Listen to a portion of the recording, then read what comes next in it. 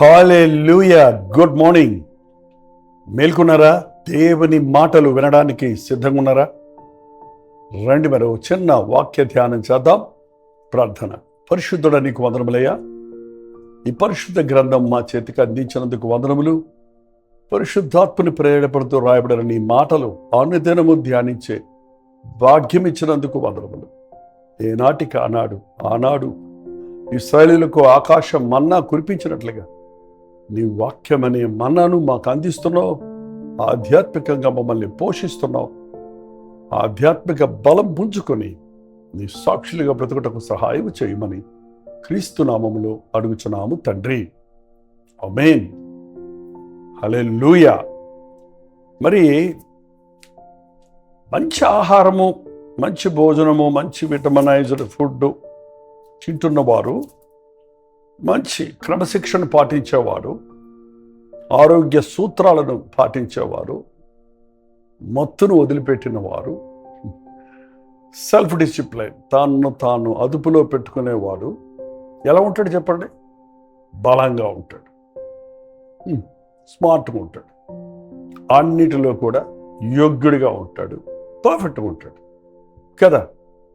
మరి దేవుని వాక్యాన్ని మనం రోజు ధ్యానిస్తున్నప్పుడు, ఆయన వాక్యంతో పోషించబడుతున్నప్పుడు అది సారవంతమైన వాక్యం. వాక్యం ఉన్నదట్టుగా బోధించడానికి నా శాయశక్తులు నేను ప్రయత్నిస్తున్నాను. ఇన్ని సంవత్సరాలుగా మీకోసం ప్రయాసపడుతూ దేవుడిచ్చిన సందేశాన్ని నాకు నేను అనునయించుకుంటూ మీకు అందిస్తున్నప్పుడు మనందరం ఎలా తయారవ్వాలి చెప్పండి? అందరి మనసుల్లో ఏక మనసు రావాలి, ఏక భారం రావాలి, ఏకాత్మ కావాలి, ఒకే దాని యందు గురి ఉంచాలి. ఎవరి మీద ఆ గురి ఏంటి? మన ఆ యొక్క ధ్యాస లేక ఆ యొక్క గోల్ మన ప్రభువును మహిమపరచాలి, మన ప్రభువుకు సాక్షులుగా జీవించాలి, మన ప్రభు అప్పజెప్పిన పనిని ముగించాలి అనే ఆశ మనకు రావాలి, విశ్వాసులకు రావాలి. విశ్వాసులైన వారందరూ, ప్రభువుని రక్షకుడిగా అంగీకరించి పాప జీవితాన్ని విడిచిపెట్టిన వారందరూ ఆయన బిడ్డలుగా, ఆయన సాక్షులుగా, ఆయన సంఘముగా ఉన్నాం. కాబట్టి మనందరిలో ఏక మనస్సు, ఏక హృదయం, ఏక భారం, ఏకాత్మ ఉండాలి.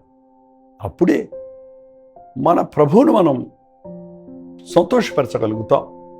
అప్పుడే మన ప్రభువు మన ఎట్లా కలిగి ఉన్న ప్రణాళికలను నెరవేర్చగలుగుతాం. సంఘం అంటే ఇది మనుషుల కూటమి కాదండి. రకరకాల సంఘాలు ఉంటాయి. భిక్షగాళ్ళ సంఘం ఉంది ఇప్పుడు, అంధుల సంఘం ఉంది ఇప్పుడు, స్త్రీల సంఘం ఉన్నాయి. ఇలా సంఘాలు చాలా ఉంటాయి. కానీ క్రీస్తు రక్తమిచ్చుకున్న సంఘం సజీవ సంఘం. ఆయన సంఘములో మనందరము అవయవాలుగా ఉన్నాం. అందుకే సంఘమంతా ప్రార్థిస్తే, సంఘము క్రీస్తును మహిమపరిస్తే ప్రపంచమంతా ప్రభువుని ఎరుగుతారు. అదే సారాన్ని మనం బైబిల్లో చూస్తున్నాం. అందుకే ప్రభు మన కొరకు ఈ లోకానికి వచ్చి ప్రాణం ఇచ్చి మనల్ని తన రక్తముతో పెనవేసి తన రక్త సంబంధులుగా చేసుకొని పరలోక వారసులుగాను రాజులేని యాజక సమూహంలో చేర్చి ఆయన సాక్షులుగా బ్రతకాలని ఆశిస్తున్నారు.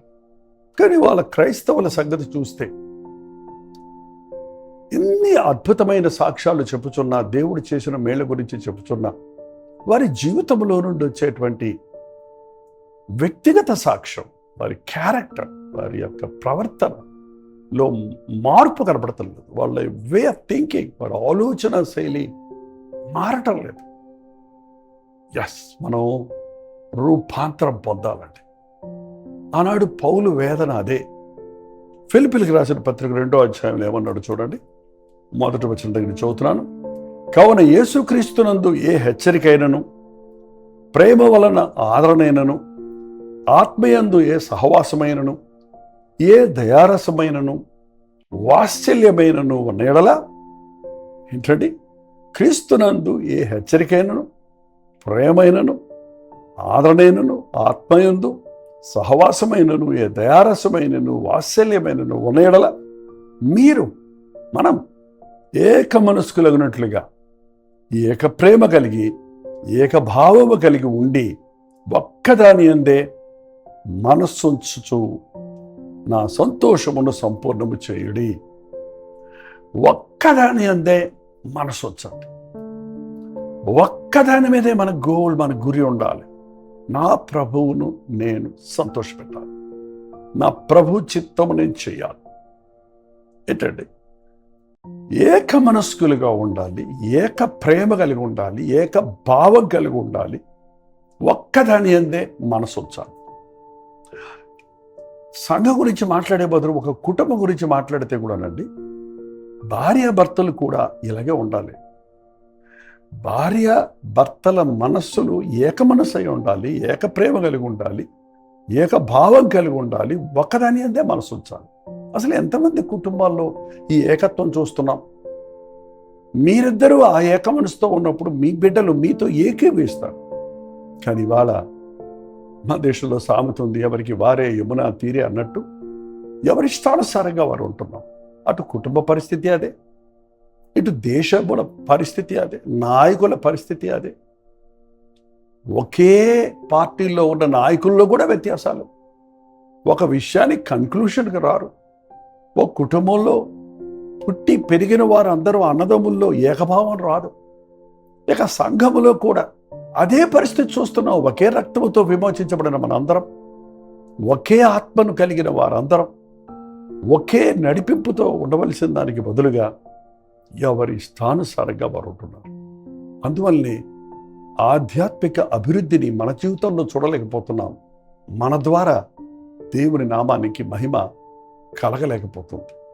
మనం ఏక మనస్కులుగా ఉండాలన్నారు. ఏక దాని అందే విశ్వాసం ఉంచాలి. పౌలు ఒక దైవజనుడిగా తను ఆనాడు తను సంపాదించిన ఆత్మల దగ్గర నుంచి ఏం ఆశిస్తున్నాడు? నాకు కానుకలు పంపండి, నా అవసరతలు తీర్చండి, నన్ను పట్టించుకోండి, నన్ను గౌరవించండి, నన్ను ఊరేగించండి అని అడగలేదండి. మీరు బాగుండండి, మీరందరూ ఏకమనసు కలిగి ఉండండి, మీరు ఏం విన్నారో దాని ప్రకారంగా నడుచుకోండి. ఎందుకంటే ఆయన బోధ విన్నవారు ఒక రకం వాళ్ళు కాదు, అందరూ ఉన్నారు. రోమన్స్ ఉన్నారు, హెబ్రీలు ఉన్నారు, గ్రీకులు ఉన్నారు. మరి ఆయా ఆయా పరిస్థితుల్లో నుంచి ధనవంతులు, పేదవాళ్ళు, సామాన్యులు, రకరకాల వ్యక్తులు రక్షించబడతాం. మీరు ఆయన రాసిన పత్రికలు చదివితే అర్థమవుతుందండి. ధనవంతుల్ని రక్షణ నడిపించాడు, పేదల్ని, బానిసల్ని. వాడు బానిసైనా, వాడు గొప్పవాడైనా, వాడు గ్రీకు వాడైనా, వాడు ఇంకొకడైనా, వాడి కల్చర్ వేరుగా ఉన్న వారి ప్రభు విషయాలు వచ్చేటప్పటికి ఏక మనస్కులై ఉండాలి. ఈనాటి సంఘంలో అదేనండి. సంఘాల్లో కూడా కులభేదాలు, వర్గభేదాలు, సంఘాల్లో కూడా నేను పెద్దోడిని, వాడు చిన్నోడు, నాకు అన్నీ తెలుసు, నాకు వాడికి ఏం తెలియదు అనే భావం ఉన్న చోట పరిశుద్ధాత్ముడు కార్యం చేయడండి. మన యొక్క వ్యక్తిగత గొప్పలు కాదు ఇక్కడ కావాల్సింది. దేవుడు మనల్ని ఉంచిన స్థాయిలో మనం జీవించాలన్నది, ఆయన ఆశించిన స్టాండర్డ్స్కి మనం చేరాలన్నది ప్రభు కోరుతున్నారండి. ఎలా వస్తుంది అది? అలా ఉండాలంటే ఏం చేయాలి? ప్రభువును మహిమపరచున్నట్లుగా మనం తగ్గించుకోవటం నేర్చుకోవాలి. ఒకరినొకరు ప్రేమించుకోవటం నేర్చుకోవాలి. ఒకరితో ఒకరు మనం ట్రాఫిక్లో పోతున్నప్పుడు చూడండి, నా ఇష్టానుసారంగా నేను పోతాను అంటే ఖచ్చితంగా యాక్సిడెంట్స్ చేసుకుంటాం. మనం పక్క వాళ్ళని చూసి, వెనక వాళ్ళని చూసి, ముందు వాళ్ళని చూసి మనకు తెలియకుండానే మన స్పీడ్ అడ్జస్ట్ చేసుకుంటాం, మనం బ్రేక్ వేసుకుంటాం, గేర్ కంట్రోల్ చేసుకుంటాం. జాగ్రత్తగా మనం ఎవరికి హాని చేయకుండా, మనకి హాని కలగకుండా ముందుకు సాగుతాం. అదేవిధంగా మన ఆధ్యాత్మిక జీవితంలో నేను పట్టిన కుందేలకు మూడే కాళ్ళు అన్నట్టుగా మనం అనుకున్నదే జరిగించాలనుకున్నాడు క్రైస్తవుడే కాదండి. అసలు నీవు దేవుని ప్రేమ కలిగి ఉంటావు కాబట్టి తగ్గించుకుంటావు, ఇతరులను గ్రహించుకుంటావు, ఇతరులతో సహకరిస్తావు, ఇతరులతో అడ్జస్ట్ అవుతాం. మనం చూసినట్లయితే 3వ వచనంలో చెప్తున్నాడు, కక్ష చేతను వృధాతిశయము చేతనైను ఏమీ చేయక. కక్షతో చేయొద్దు, వృధాతిశయంతో చేయొద్దు. ఇతరుల మీద కోపం పెట్టుకొని కక్ష సాధిస్తారండి ఇవాళ. అరే యేసయ్య బిడ్డల్లో అది అసలు ఉండనే కూడదు కదా. ఉండనే కూడదు కదా.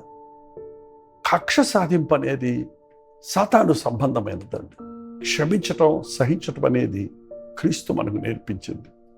నిన్ను బాధ పెట్టిన వారు నువ్వు బాధ పెడితే ఇతరులకు నీకు తేడా ఏముంది? నిన్ను హింసించిన వారిని హింసిస్తే నీకు లోకస్తులకి వ్యత్యాసం ఏముంది? నువ్వు సహించటం, ఓర్చుకోవటం నేర్చుకున్నప్పుడు యేసయ్యను నీలో ఇతరులు చూడగలుగుతారు. కక్షతో ఏది చేయకండి. వృధా అతిశయంతో అంటే గొప్పలు చెప్పుకోవడానికి చేయకండి. Don't compete with others. ఇతరులతో పోటీ పడకండి. ఇతరుల విజయమునందు ఆనందించండి. మీకంటే ఇతరులు బాగుంటే ఆనందించండి. మన బిడ్డలు బాగుంటే తల్లిదండ్రులు ఆనందిస్తారు. తోటి విశ్వాసులు అభివృద్ధి చెందుతుంటే, తోటి సేవకుడు దీవించబడుతుంటే మిగిలిన సేవకులైన మనం ఆనందించాలి.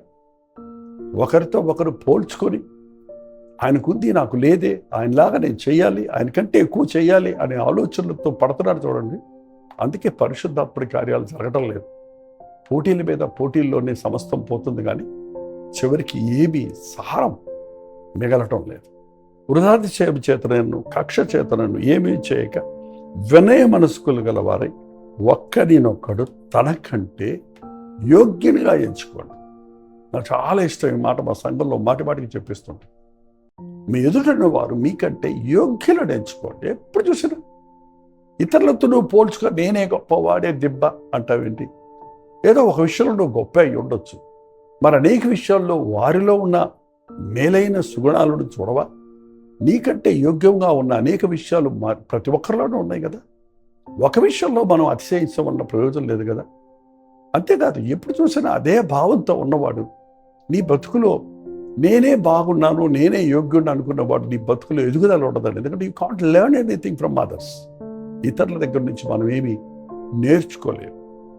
ఇతరులలో ఉన్న గొప్పతనాన్ని చూసినప్పుడు వాళ్ళని అంగీకరించటం, అటువంటి స్థాయిలో నేను బ్రతకాలని నిర్ణయించుకోవటం మనకెంతో శ్రేష్టమైంది కాదు. ఇతరులను కించపరిచి ఎదుట వారినితో పోల్చుకొని విచారించటము సరికాదు, అసూయపడటము సరికాదు, అలాగే పోటీ పడటము సరికాదే కాదు. వృధాతిశయంతో చేయొద్దు, కక్షతో చేయొద్దు.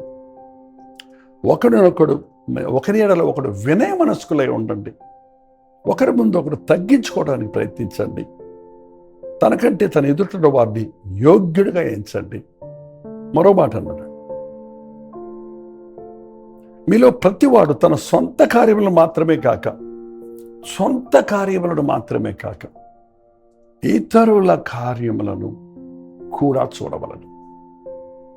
నీ పనే నువ్వు ఆలోచించుకుంటున్నావు, నీ మేలే నువ్వు కోరుకుంటున్నావు. నీ మేలు ఇంకొకటికి హాని అవుతుందంటే, నువ్వు చేసేది ఇంకొకటికి ఆటకం అవుతుందంటే, నువ్వు కోరుకున్నది ఇంకొకరికి అపకారం అవుతుందంటే దాన్ని మనం మానుకోవాలి.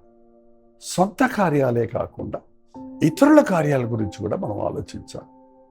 కొన్ని వాక్యానుసారంగా తప్పు లేదండి, కానీ మనం వాటిని మానుకోవాలి. ఎందుకంటే ఇతరుల మనసాక్షిని బాధ పెట్టకుండా ఉండ నిమిత్తము, అదిలో పాపము లేకపోయినా ఇతరులకు అభ్యంతరంగా ఉండకుండా ఉండటానికి నేను మానుకుంటాను అనేళ్ళని అనేక పత్రికల్లో మనం మళ్ళీ చదువుతున్నాం. అది క్రీస్తు యేసులో కలిగిన మనస్సు అండి. అది క్రీస్తు మనస్సు. ఈరోజు క్రైస్తవుడికి కావాల్సింది క్రీస్తు మనస్సు. క్రీస్తు జీవితము లేని క్రైస్తవుడే కాదు. క్రీస్తును బోలె నడుచుకున్న శిష్యుల్ని మొట్టమొదటిసారిగా క్రైస్తవులను పిలిచారు అంత్యోక్యాలు. ఈ రోజున క్రైస్తవులను పేరు పెట్టుకున్నాం. ఛాయకైనా మచ్చుకైనా ఆయన గుణగణాలు లేనటువంటి వారు ఎంతోమంది వాళ్ళ వ్రాయుడైన ప్రకారం ఆయన నామానికి సిగ్గుగలు చేస్తున్నారు. విశ్వాసమని చెప్పుకునే నీవు, ఆధ్యాత్మిక అభివృద్ధి పొందాలనుకుంటున్న నీవు, ఆధ్యాత్మికమైన జీవితంలో పరిపూర్ణుడు అవ్వాలని ఆశించే నీవు క్రీస్తు యేసును కలిగిన మనస్సును కలిగి ఉండాలి. 5వ వచనంలో క్రీస్తు యేసును కలిగిన ఈ మనస్సును మీరును కలిగి ఉండండి. అయ్యా, నీ మనస్సు నాకు ఇవ్వ, ఏమి రూల్స్ రెగ్యులేషన్స్ అక్కర్లేదండి. యేసయ్య నీ మనస్సు నాకు ఇవ్వమంటే ఆయన ఎట్లా జీవించాడో, ఎలా శత్రువుల్ని ప్రేమించాడో, ఎలాగో ఆయన హాని చేసిన వారిని కూడా క్షమించాడో, ఎలాగో ఆయన ఈ లోకంలో ఉన్నప్పుడు జీవించడం అనేది మత్తయి, మార్కు, లూకా, యోహాను సువార్తలు చదవండి, మన కొరకు రాసి ఉంచారు. ఆయన 30 సంవత్సరాల వయసును గురించి, ఆయన 3.5 సంవత్సరాల సేవను గురించి మనం చదివితే ఆయనలో ఉన్నటువంటి ఆ యొక్క మాదిరిని మనం పాటించగలుగుతాం. అప్పుడే ప్రభు మనల్ని అంగీకరిస్తాడు. ప్రభు దృష్టిలో మనం యోగ్యులమవుతాం. ఇవన్నీ జరగాలంటే ఒకటే ముఖ్యమండి, ప్రార్థనలో ఏకీభవించాలి. ఈరోజు శుక్రవారం కదా, ఉపవాస ప్రార్థన. ఎందుకు ఉపవాస ప్రార్థనలు? ప్రభు శిలువలో మరణించి తిరిగి లేచిపోయాడు కదా, ఇంకా ఆడవలసిన పని ఏంటి, ఇంకా పాపాలు ఒప్పుకోవాల్సిన పని ఏంటి అని కొంతమంది రెట్టిస్తూ ఉంటారు. ఉపవాస ప్రార్థన క్రీస్తు స్వరూపంలోనికి మలవడానికి, సంఘం అంతా కలిసి ప్రార్థించినప్పుడు మనలో ఉన్న హెచ్చు తగ్గలన్నీ పోయి ఏకాత్మ, ఏక మనస్సు కలిగినట్లుగా పరిశుద్ధాత్మను మనల్ని పెనవేస్తాడు. కాబట్టి ఉపవాస ప్రార్థనలు నిర్లక్ష్య పెట్టకండి. ఆదివారం ఆరాధనలో ఒక విశ్వాసికి ఎంత అవసరమో ఉపవాస ప్రార్థనలు మరెంతో అవసరం. మనలో కఠినమైపోయిన, కరడుగట్టుపోయిన, పితృపారంపర్యమైన వ్యర్థ ప్రవర్తన నుంచి విడిపించబడడానికి మోకాళ్ళ ప్రార్థన, విశ్వాస ప్రార్థన, సంఘముతో ఏకీభవించి చేసే ప్రార్థన మనకెంతో అవసరమైంది. సాయంత్రం 9 గంటలకు కల్వరి ప్రతిధ్వనిలో మీకు కల్వరి చర్చిలో జరిగే ఉపవాస ప్రార్థన లింక్ ఇస్తాం.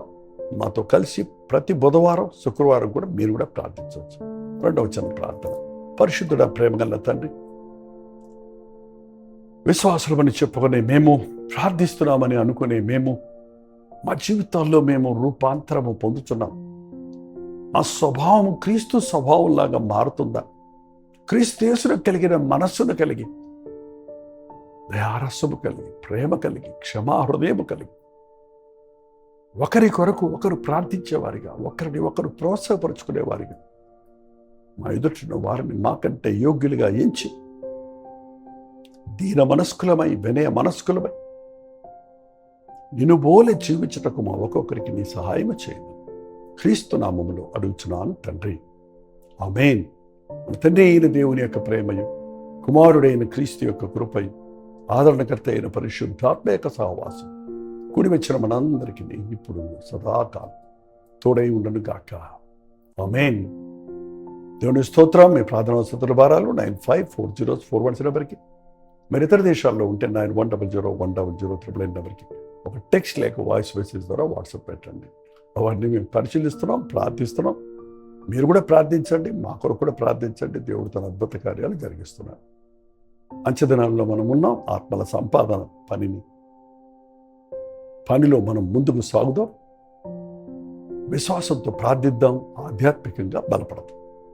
ఉచితమైతే మధ్యాహ్నం 3 గంటలకు హెచ్చరిక, అలాగే రాత్రి 9 గంటలకి ఉపవాస ప్రార్థన మీకు లింక్ ఇస్తాం. మాతో పాటు ఏకీభవించండి. అంతవరకు దేవుని మహాకృప మీకు తోడేయడం కాక.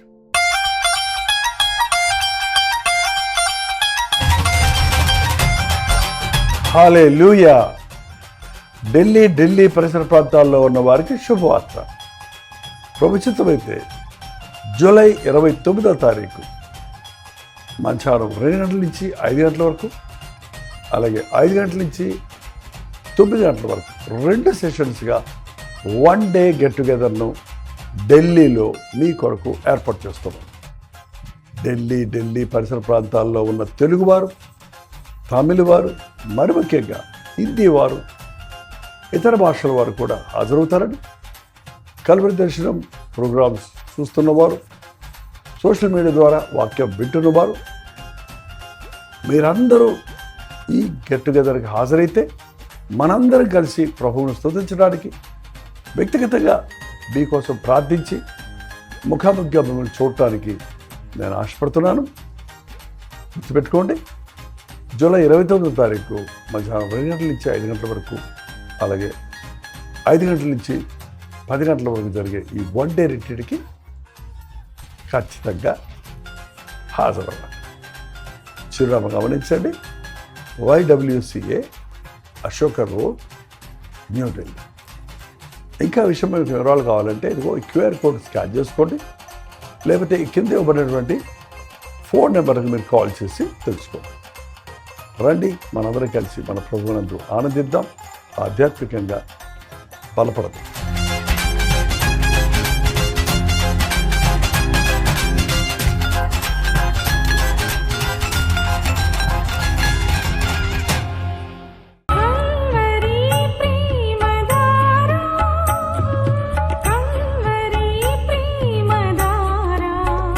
కల్వరి ప్రేమధార అనే మా ద్విమాస పత్రికను ఈ మధ్య త్రైమాస పత్రిక అంటే 3 నెలలకి ఒక్కసారి మాత్రమే ప్రింట్ చేయగలుగుతున్నాం. మరి గత 40 సంవత్సరాల పైబడి కొనసాగుతున్న ఈ పత్రికను ఆపు చేయటం ఇష్టం లేక దీన్ని త్రైమాస పత్రికగా మార్చున్నాం. మీరు కల్వరి ప్రేమధార పత్రికను చదువుతున్నారా? ఒక ఉచిత పత్రిక కావాలంటే ఇవ్వాలే మీ పేరు, చిరునామా, అడ్రస్తో పాటు ఇంటి నెంబర్తో పాటు క్లియర్గా పంపించండి. తప్పకుండా ఒక ఉచిత పత్రికను మీకు పంపిస్తాం.